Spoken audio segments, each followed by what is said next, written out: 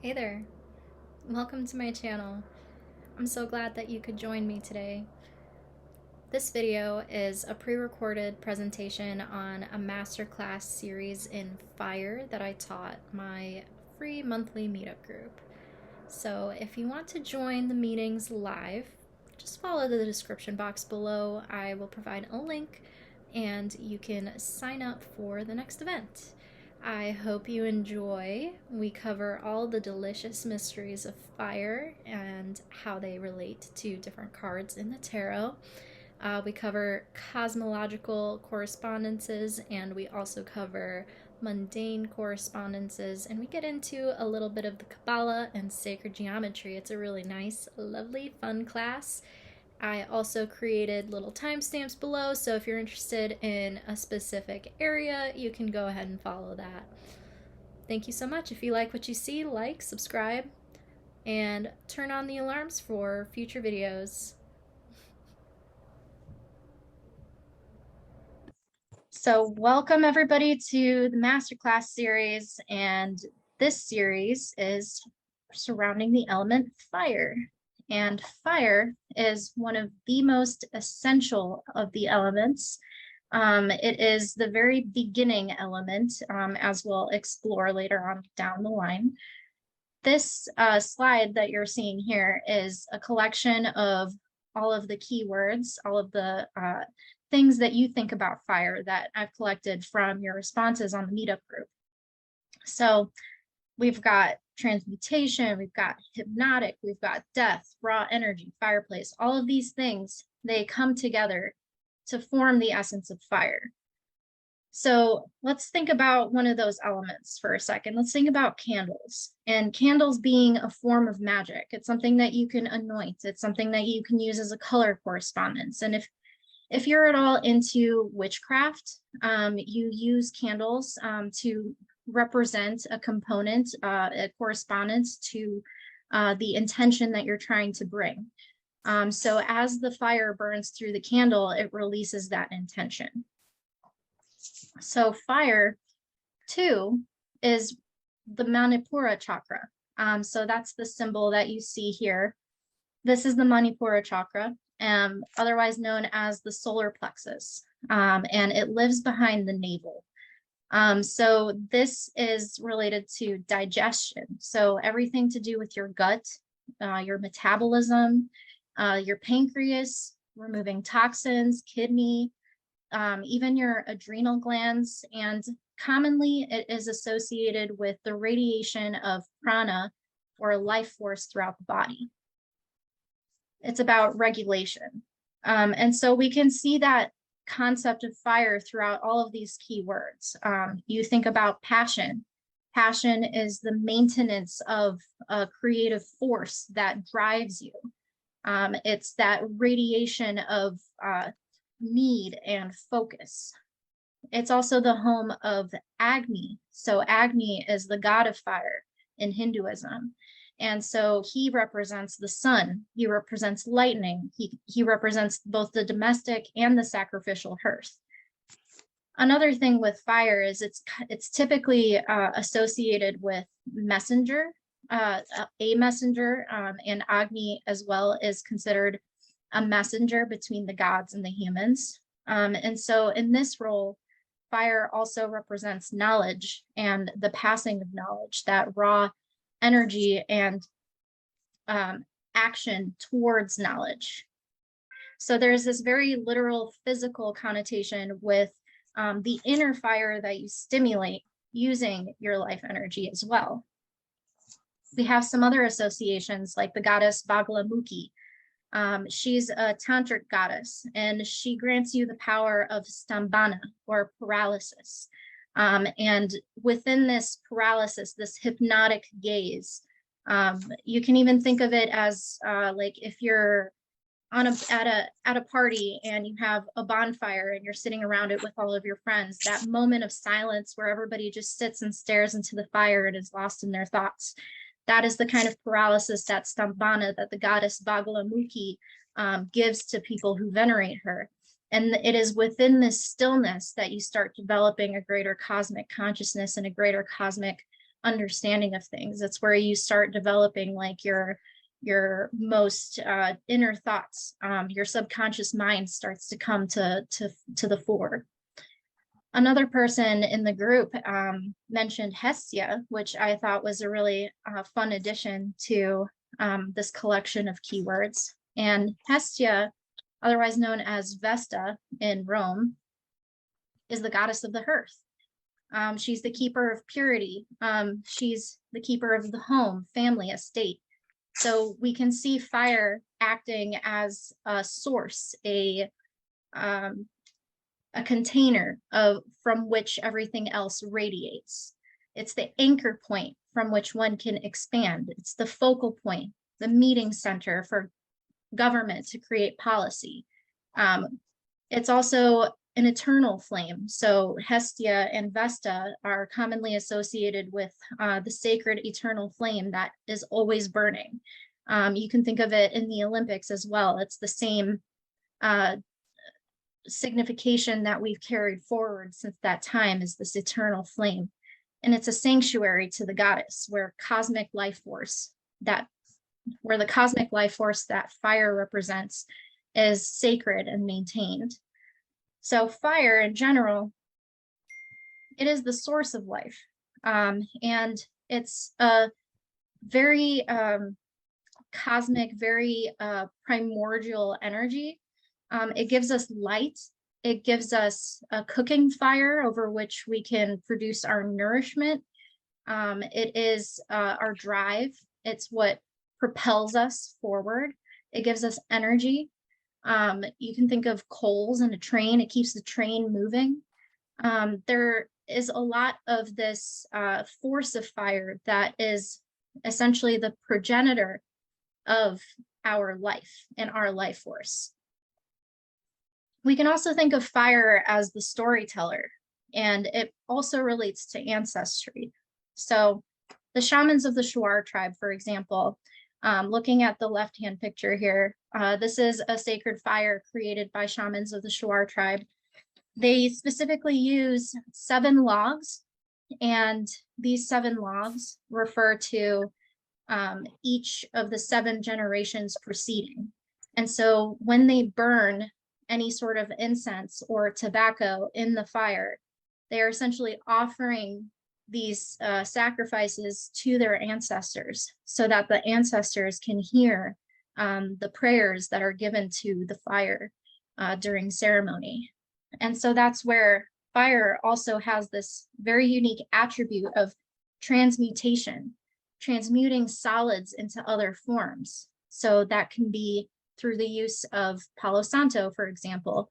When you're burning Palo Santo, you're using fire to create smoke out of this wood, and that smoke becomes a different substance entirely that can be used for purification.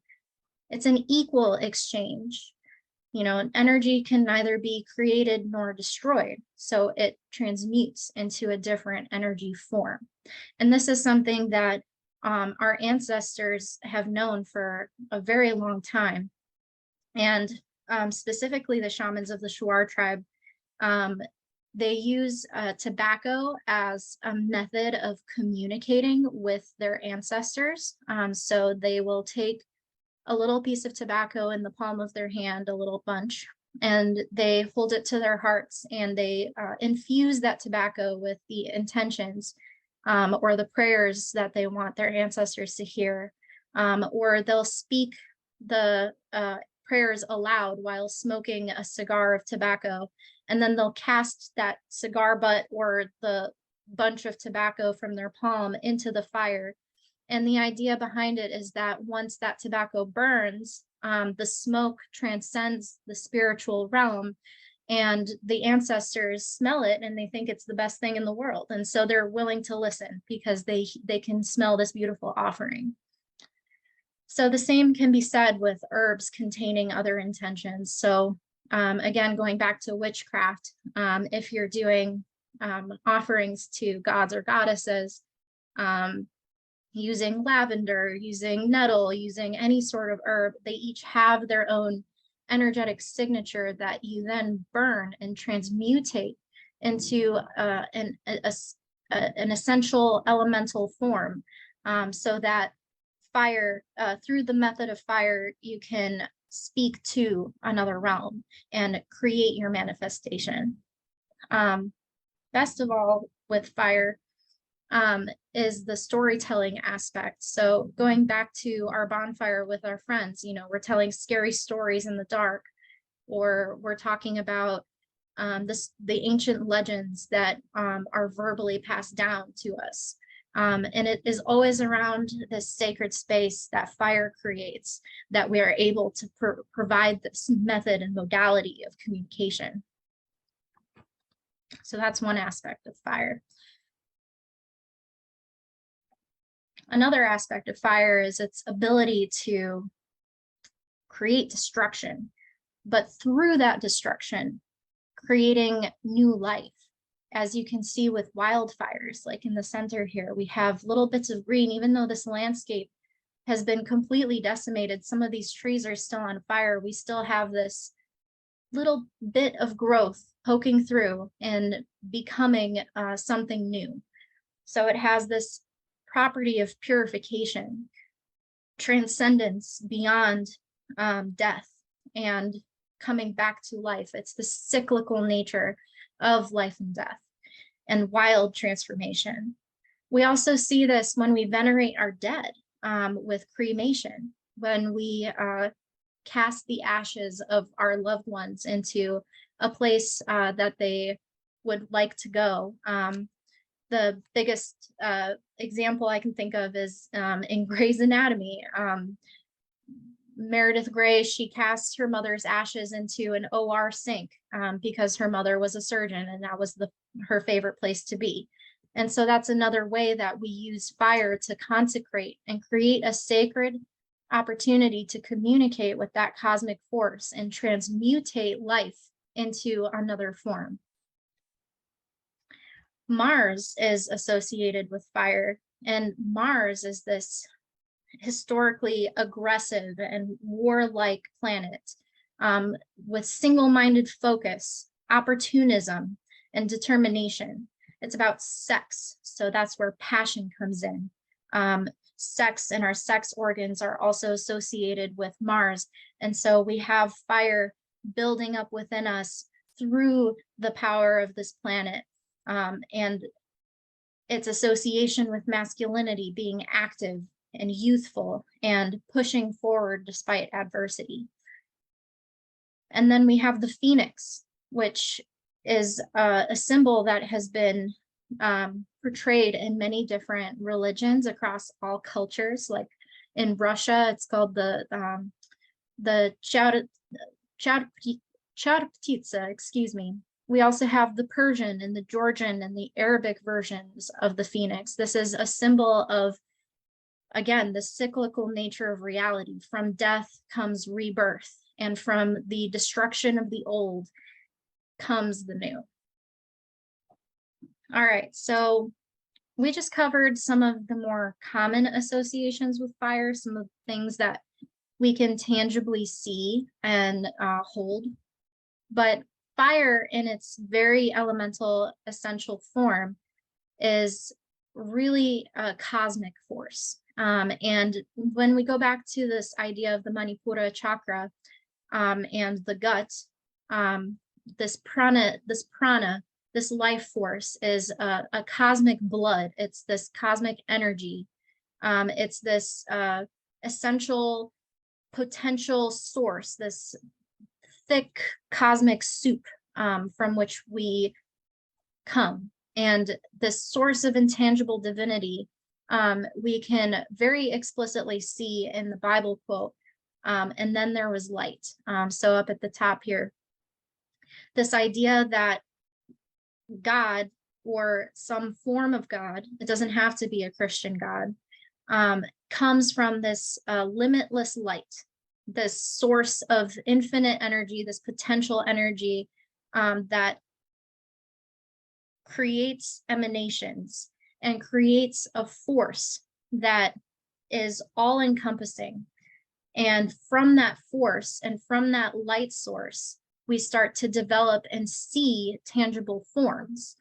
And so it's this inner heat, this sacred cosmic force that generates life, that creates form, that takes substance. And so this cosmic energy is what we're talking about when we go into sacred geometry. Doesn't sound like a lot of people are. So we'll touch on it in more depth at another lesson. But for the purposes of this lesson, I'm going to start with the idea of the seed of life. So this is the seed of life, what you're seeing on the screen right now. It is the origin. So literally, if you take a seed from a plant, this is what the seed of life in sacred geometry represents, is this potential energy of force. So in this seed of life, it's a container of all of the genetic code, all of the information that is required to create life. And it is that primal source of energy that we were talking about earlier, this source of limitless light. So when we talk about the source of limitless light, we're also talking about the beginning of consciousness. And we're talking about the very beginning of the manifested form of consciousness, which is ethereal and non-verbal. It doesn't have form yet. It simply is a desire for consciousness. So when it comes to the tarot cards, we have this concept of the Hermetic Qabalah that's been integrated into the tarot cards. And the Hermetic Qabalah uses something called the Tree of Life. And the Tree of Life is this shape that you see in gold here. It's derived from the seed of life. And each of these points represents a different aspect of consciousness condensing into greater and greater form. So this is where it all starts. And it all starts with fire. And fire is considered a realm of emanation. So when you take this tree of life and you create multiple dimensions from it, because obviously our world is not two-dimensional like it is on the screen here. It's multi-dimensional, and it has more than 4 dimensions, depending on your view of physics. So when you take it into a multi-dimensional form, you start to develop this concept of different worlds. So each of the sections of the tree of life create a different world. I'm not going to get too deep into it because we're only focusing on one aspect, one world for now. But I wanted to give you guys an introduction into the Hermetic Qabalah so that you can learn to start appreciating this idea of as above, so below. So we started from this seed, and from this seed, we develop the tree of life, which is an all-encompassing representation of consciousness condensing into a more material form. And from there, we have multiple dimensions or worlds that have different representations of the overall journey from the greater cosmos onto our earthly plane. And this is what's called Jacob's Ladder. So if you've heard of Jacob's Ladder, it's otherwise called the road to heaven. So depending on what your knowledge base is on the Anunnaki or aliens, the idea behind the Anunnaki is that they are these alien creatures that are able to transcend multiple dimensions. And so this idea of God, or this idea of cosmic force, it is able to transcend multiple dimensions, just like, you know, any alien life forms can. And so this is how we have access to higher consciousness, is through this road to heaven. And I want to reiterate that I'm using these terms like God and heaven, but it's not necessarily in the Christian or Jewish or the Western sense of God. Like, I'm talking about this juicy cosmic force that is what drives and creates life. And it doesn't have any tangible way that we can actually describe it because we're so limited in our language. But this is the way that we are able to at least start to have access to it. And so when you take these worlds and you put them together, you get the flower of life. So from the last slide and this one, these are the worlds here. If you put circles around them, this is what you get here. And that corresponds directly to this flower of life. And in sacred geometry, the flower of life represents everything. So the flower of life is the container of all things, of all life forms, of all consciousness. And so we get this progression from the tangible, from the intangible, the seed of life, to the intangible, this flower of life, and then back down. Because as we progress down, we can go back to any of the worlds, whether that's the world of fire or the world of water or the world of air. We can move through those worlds and those dimensions and progress down and down and down until we reach our human form. So this tree of life also corresponds to our bodies, because our bodies are a reflection of this sacred geometry. And so when you superimpose this tree of life onto the body, you start seeing a correlation with this Hermetic wisdom and the chakras from the East. So you have, your crown chakra, and you have your pineal gland, your heart chakra, your solar plexus, and so on. So why am I talking about all of this? Well, when we talk about the world of fire, it's that first world of greater cosmic consciousness where everything does not have form yet, but it is starting to have form. So this limitless light that I'm telling you about, it's the very origin. It's the source of emanation. It's like the sun is to our earth. Without the sun, we would not be able to see. And so too does this cosmic force create and generate and sustain its own source of light that then emanates into form, starting with the crown, and then moving into wisdom, and then moving into understanding, like a lightning bolt.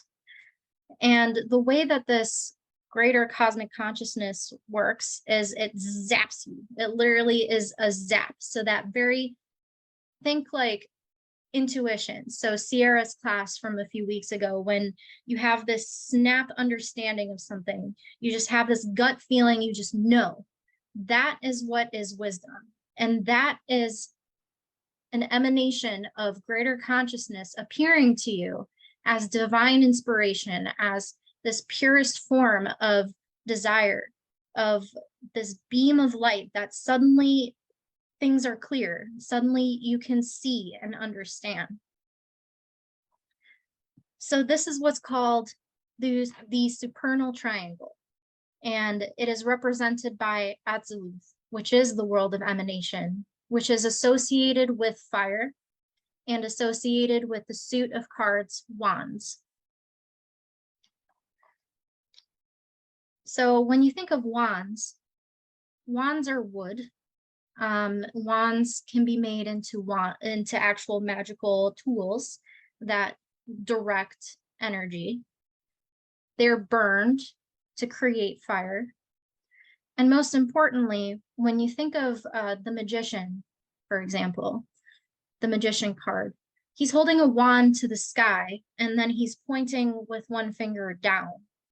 So this wand is a tool for retrieving this limitless light, this zap of consciousness, and the magician channels it into a material form. He takes it and he channels it into a material form. So that's the main idea behind this concept of fire. And we can see things like this, different concepts like this occur in different areas of our history and different religions. So for example, in the East, there's a thing called Kundalini, and Kundalini is a snake that lives in your root chakra. And when it is violently awoken, it is a fire that wakens it. So you have to burn it awake, violently burn it awake. And when it is awakened, it travels up through your chakras and releases itself as a beam of light from the top of your head. As above, so below. When the beam of light, this limitless light, comes through your crown and travels through your body, you are able to manifest form. So if Kundalini is being able to attain enlightenment, the Hermetic Qabalah speaks to creating greater form and structure. So that's another thing that fire represents, is creating structure through that divine cosmic energy.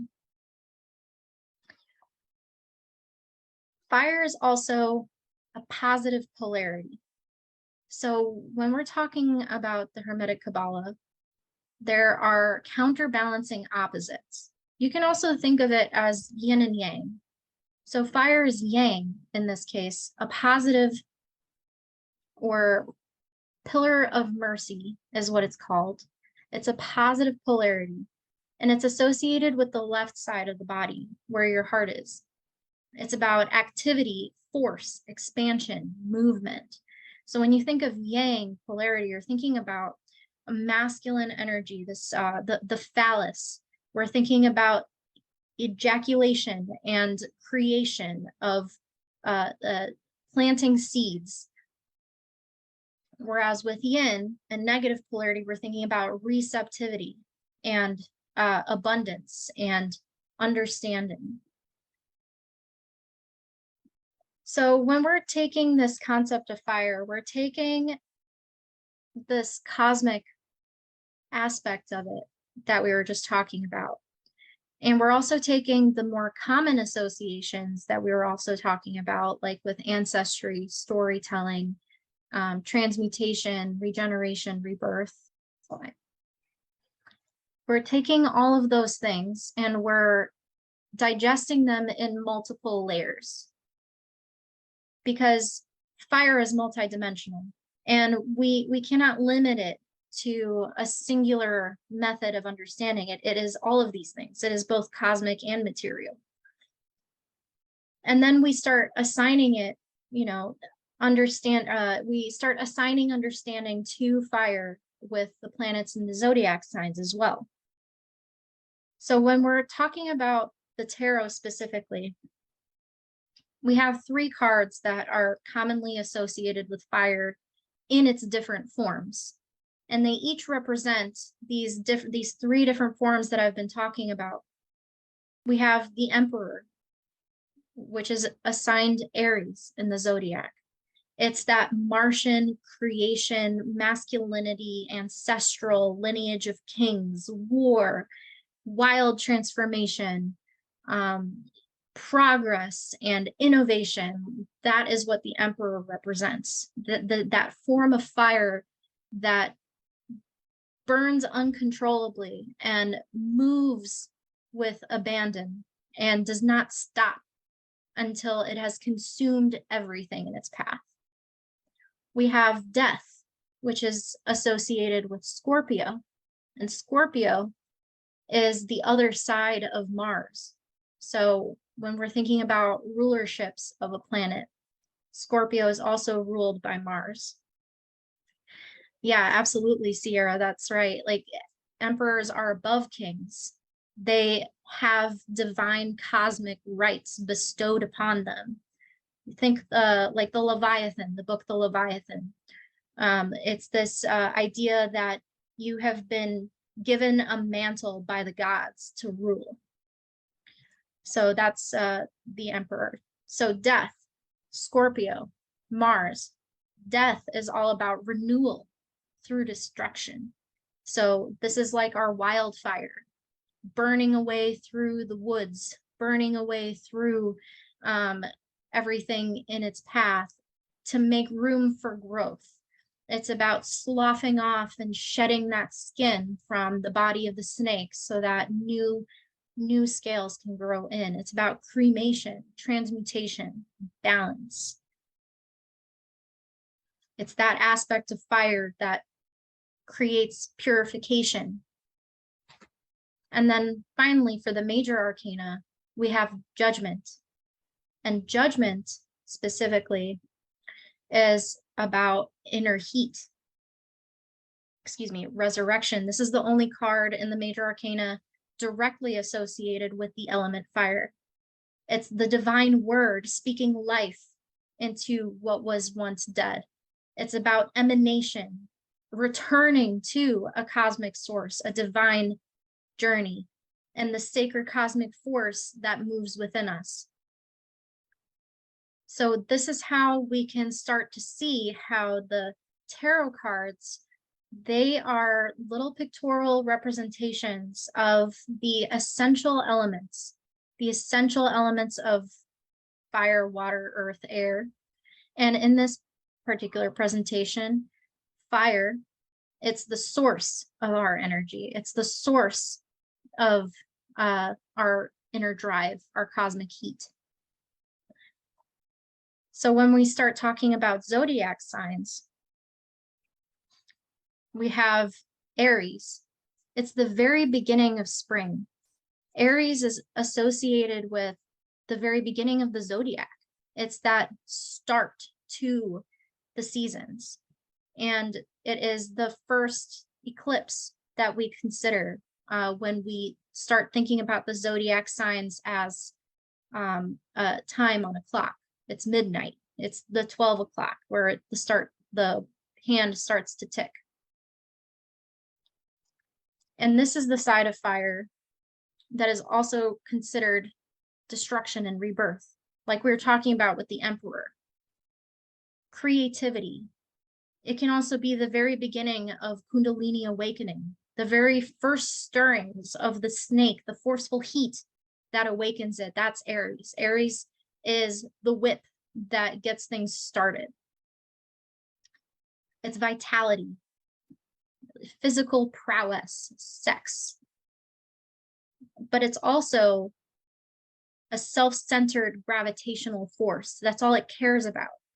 All it cares about is initiating that cosmic source. All it wants to do is to emanate forward and disperse its energy. And it does not care about much else but doing that. So whenever you see cards related to Aries, they're very self-centered cards. They're very much about keeping an eye on one objective. In the Vedic astrology tradition, there are things called nakshatras, and those are subdivisions of the zodiacs. So if you take certain degrees of each zodiac sign, you get 27 nakshatras.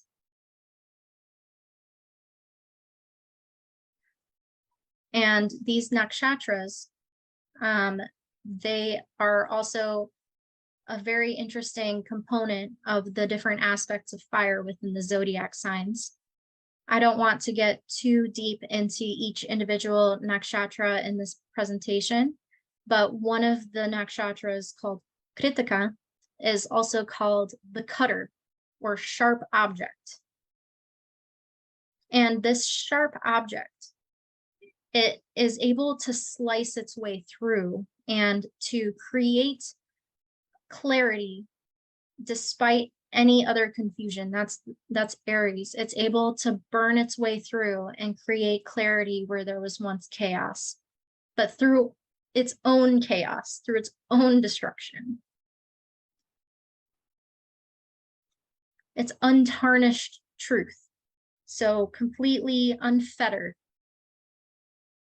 And typically, this sign is also associated with the body. So it's associated with the genitals, the left cerebral hemisphere, red blood cells. It's the rectum, blood, the marrow of your bones, your neck. So all of these fundamental things that allow you to have movement, to allow you to have an actionable forward force. And it's the same modality that Mars operates under and is ruled by, or rather, Mars rules Aries. So Aries is a derivation of these Martian concepts of masculinity. So whenever you think of Aries, you should always think about Mars. So when we're looking at the minor arcana, we have 3 cards associated with Aries and cardinal fire. And that's the 2, 3, and 4 of wands. So taking all of these concepts and integrating them into what these cards represent, we can see just by the imagery alone that enterprising, forceful, like action-oriented, except for in the 4 of wands, which has an additional consideration, which I'll touch on in just a moment. The 2 and 3 of wands, the person is turned away from us.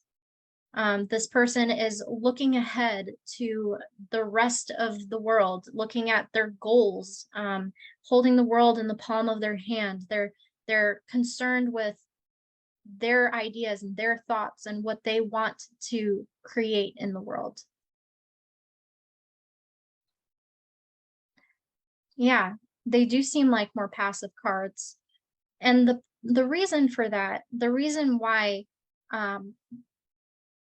they're not like action, they don't have a lot of action to them, is because Aries is that, again, returning to the cosmic source, it's that primordial force of lightning bolt intuition and understanding. So it's like these cards almost represent kind of like this moment before. It's like this moment before the storm, the quiet before the storm. And so we have this essence of enterprising consciousness, this forward moving, this forward thinking calculation going on in the head of the people that are in these cards. And so they are ready to start taking action. So when you think of the 2 of wands, the 2 of wands is very much like if it appears in a reading about career, for example. The 2 of wands would be a very good indication that this new career that you're thinking about is going to be successful, because you're going to be initiating something through the force of divine energy, that you're doing this through a deep understanding of your intuition, that you're holding the world in the palm of your hands, that everything that can be exists because you are standing before it and you have the power to choose whatever can happen and to manifest into reality whatever you would like to manifest and create in your world. So that's the 2 of wands. And the 3 of wands. The 3 of wands is about looking ahead at the dominion. It's like if the 2 of wands is that initiating factor, like you have the world in the palm of your hands. The 3 of wands is you've started that journey. You started walking into that beyond. You started creating that expanse, that manifested goal. You are beginning that journey into the reality of that goal. And as you can see in the card too, it's this very bright, positive yellow card. And it's an empty space before him. Like the blueprint is there for him to do with as he pleases. And I say he because Aries is that masculine force.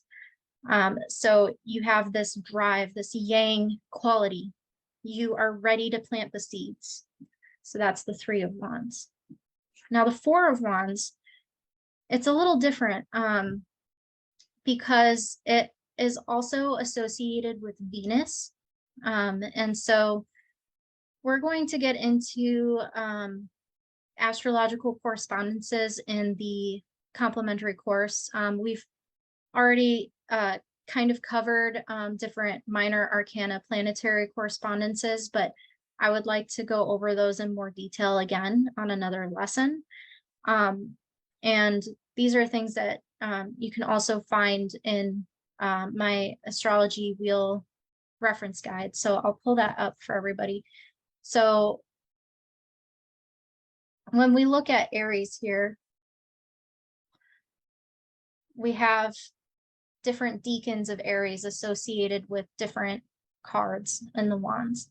We're talking about the 2 of Wands and the 3 of Wands, these very goal-oriented, palm of your hand, ready to create. And they are associated with Mars and the Sun. And Mars and the Sun are very good planets for Aries. Aries really loves fire and is very attuned to it. Now, the 4 of Wands is associated with Venus, and Venus, Aries does not like Venus. Aries is in detriment in Venus, and what that means is that Aries is the counter opposite. Venus is the polar, Aries and Mars, so Mars and Venus are complementary to each other. They're the polar opposites of each other. And so we start getting into the polarities again, where these 2 polarities, they are in opposition of one another, but they are also complementary to one another. So when we're thinking about the card 4 of Wands, oftentimes it relates to relationships and celebration of those relationships. Yeah, exactly. Men are from Mars and women are from Venus. Exactly. That's the same idea of this yin and yang energy. So Venus actually lives on a different side of the Hermetic Qabalah pillar tree of life. And we'll get more into the Hermetic Qabalah at another lesson. But this 4 of Wands, it's a celebration of the union of polar opposites. So it's like finding balance in things and finding balance within your relationships. It's about creating, having the full manifested potential of your creations. So it's important to think of the cards as kind of like this overarching narrative that they're telling you. So we have, the 2 of Wands as the seed, the 3 of Wands as the journey, and the 4 of Wands is the end of that journey. It's that culmination of things. And when it appears to you with other positive cards, or I don't want to say positive cards, because really it's up to the user to understand what the cards are telling you. Like, there's no such thing as a bad card or a negative card. It's really just another way of understanding yourself and understanding what your subconscious is telling you, what spirit is trying to guide you towards. And it can be interpreted and judged as bad or positive, bad or good, by our egos. It's our egos that create negative experiences or positive experiences. And so when you're reading the cards, it's important to consider, yeah, spirit does take the path of least resistance. And like, when you're trying to understand what these cards mean, you want to see it in the context of what the other cards are trying to tell you. So if you have 4 of Wands and the 3 of Swords, for example, the 3 of Swords is the one where there's 3 swords puncturing a heart in the middle. It's a sword. It's a card of heartbreak. It's a card of relationships ending. A very sad card. If you have 3 of Swords, and there's my judgment. You see what I mean? Like, we start to we need to detach ourselves, me included, we need to detach ourselves from good and bad when we're thinking about the interpretation of the cards. We need to see the essence of what they represent and how they interact with each other. So the Three of Swords is this visually very terrifying, heartbreaking card, literally with swords stabbing into a heart. If it's paired with Four of Wands, then you start to get an understanding of the Four of Wands as being the disjunction of these polar opposites. So this journey, this 2, 3, 4 of Wands journey, has led to mistrust or a breaking of hearts or separation. It's not a celebration anymore if we have the Three of Swords coming in to inform us as to the nature of the Four of Wands. So some people might interpret reversals. I personally go back and forth between reversals and upright. Typically, I don't really do reversals. I feel like with reversals, a singular card has both the reversed and the upright meaning in one card, and its essence is defined by the rest of your reading. So the rest of the reading will help inform you what kind of balance a particular card will have.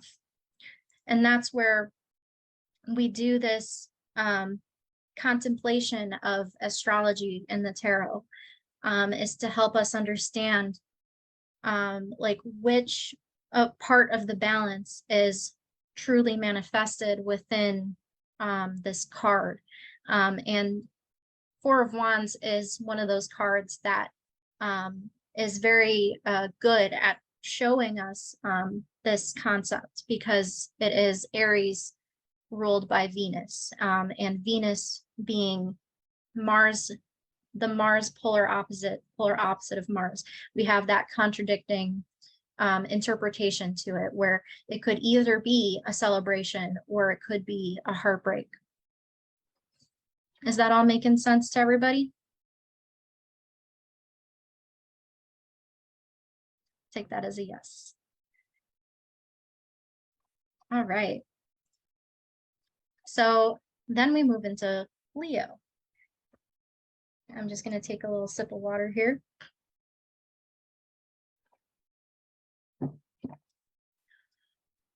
So Leo is the middle of the season. It's associated with its ruler, the sun. And it's that side of fire that is concerned with purity, maintenance, the preservation of heat, and equal exchange. So going back to our earlier correspondences and associations, we have the storytelling aspect, the ancestors' fire with the 7 logs, the burning of incense or Palo Santo to sanctify a space. It's about eloquence and material pleasures of the world, because it shines its light upon it. It gives the nourishment of the sun to the things around it. And it's prideful. It has pride in being the source of eminence. It's a very elegant card, a very elegant zodiac sign.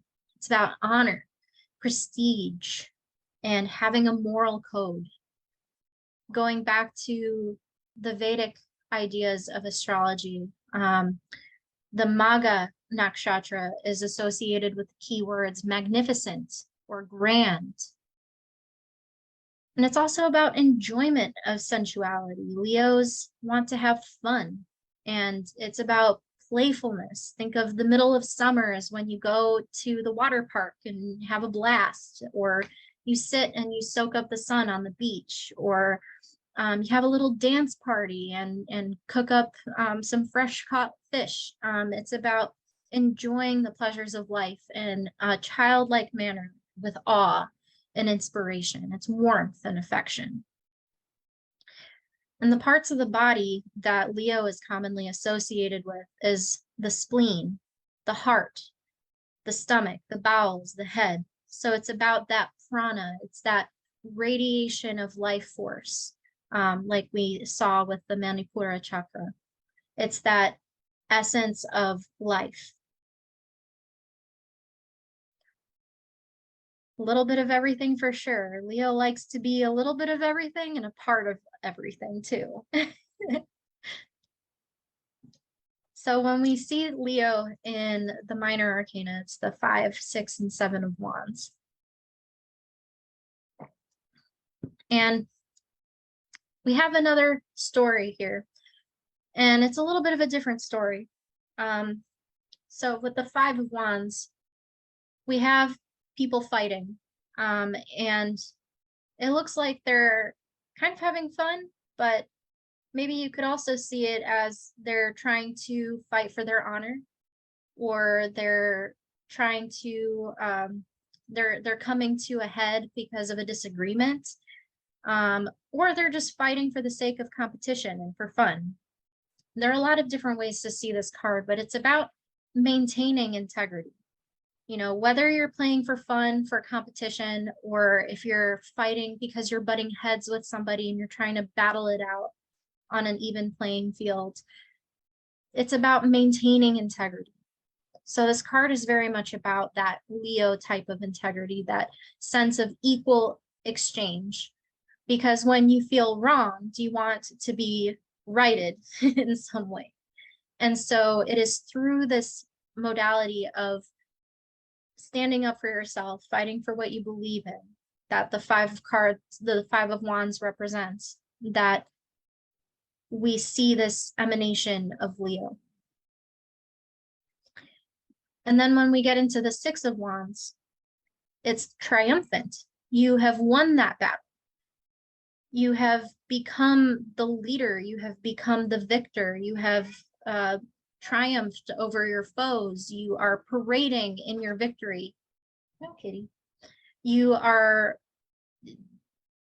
in this zone. You're in the moment. You are triumphant. You're triumphant. And you are in this role where you want to be in the middle of that sense of pride. You want to be admired and admonished, and given the credit that you are due. So that's the 6 of wands. Is it always corresponds with this idea of being the victor, of standing high on your beautiful white horse and letting the whole world see the beautiful things you've accomplished. So the 7 of wands is about resistance. So in this story of maintaining integrity, of finding pride in your creations or your accomplishments, you're always going to find resistance to your accomplishments. You're not going to make a friend of everybody, right? There's always going to be somebody out there who's going to be your biggest critic, whether that's yourself or other people. Somebody's always going to say, you have to work your 9 to 5. You have to do your 40 hours. Otherwise, you are no longer part of society. You have to do this. You have to do that. And so the 7 of wands is this resistance to what other people are saying. And you can see that with these, you know, these wands in the foreground. You're fighting against those wands in the foreground. You want to maintain your honor, maintain your integrity. It's about keeping yourself whole and keeping the light that you shine whole. Does that make sense? Any questions so far?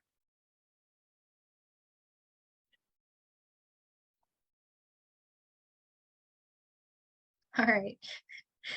Thanks, Sierra. All right. Sagittarius. So Sagittarius is the end of the season. It's the end of fall, the end of autumn.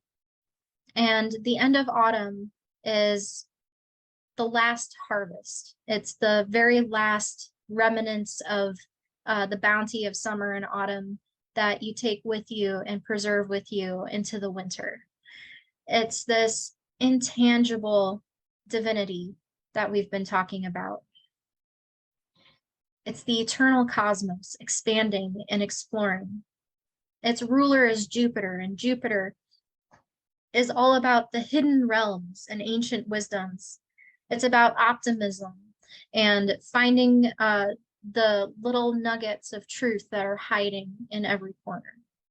And the inner heat, the inner heat from the primordial soup, that potential energy. Sagittarius has that inner heat that it always is driven by. And it's what drives it to its optimism. It's that inner heat that drives it to expanding its group of friends, to expanding its understanding of the world, because of that desire, that righteousness and spiritual inclination. Sagittarius is also about discernment, being a teacher, courageousness, and being studious with persistent effort to get to the core. And thank you, Gail, for joining.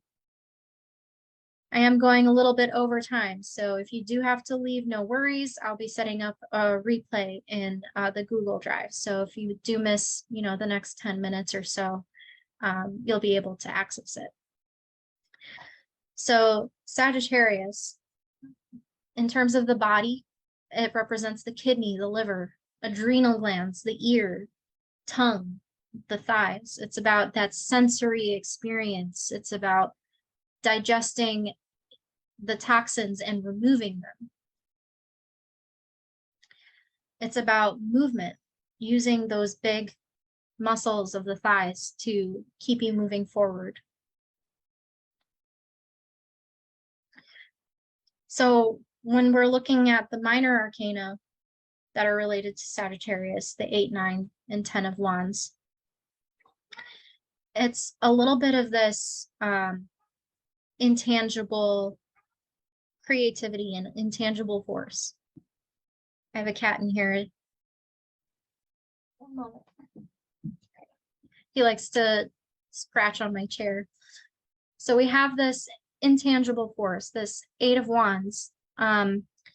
There's a Celtic tarot deck that I have that I love to death. And this Celtic tarot card calls the 8 of Wands the moment before.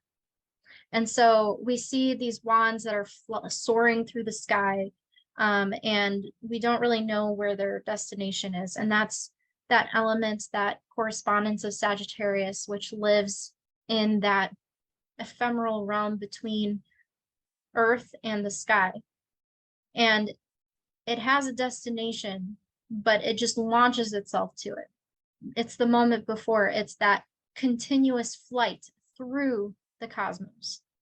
So when we're talking about this story from the 8 of Wands to the 10 of Wands, it's this story of this journey towards understanding that divinity. The wands especially have a lot of connotation with the pyramids and Egypt in the royal cards and the pages and the aces. So we have this idea of ancient wisdom that's integrated into the wands. Yeah, the pyramids and the court cards are beautiful. So we have the same essence here driving the force of the Sagittarius cards, which is that drive towards wisdom. So whenever you see the 8 of Wands in one of your readings, it should be an indicator to you that you are in a process of flying through an ethereal moment. You're in this in-between state, and it's right before you're about to come to an enlightened understanding of something. So the Eight of Wands is a defining card. So usually if it comes up with another card, it'll tell you that whatever the card comes up as, you're about to reach that wisdom that the other card brings. The Eight of Wands tells you that. So if we have like Eight of Wands with the Four of Wands, we have the Eight of Wands representing the moment before celebration, or the moment before a culmination of polar opposites. And so it helps us to define where we're at in our journey through the cosmos. So when we're talking about this narrative, again, going into the Nine of Wands, this journey isn't easy. This journey that we're on through this spiritual path, through this understanding of greater wisdom, of coming to terms with our shadows, with coming to terms with sacred spirituality. It's not easy by any means. And the character on this card is beaten up. You know, there are all these forces that we have to reckon with on our journey through wisdom and understanding, through the hidden realms, through this activation of our kundalini, through the primordial soup that we are all a part. And so the Nine of Wands in this story is telling us we are battle hardened and weary, and we need rest. And it also tells us and reminds us about our strength and the power that we have to continue going, because we heal. We will take off that bandage and we will keep fighting and we will keep learning no matter the cost. And that is the essence of Sagittarius, that optimism, that ever expanding need to continue to learn, to continue to branch and create connections and to investigate. That is what this Nine of Wands represents to us, is this never-ending battle to overcome adversity and all odds. And the Ten of Wands, it tells us a very similar story too.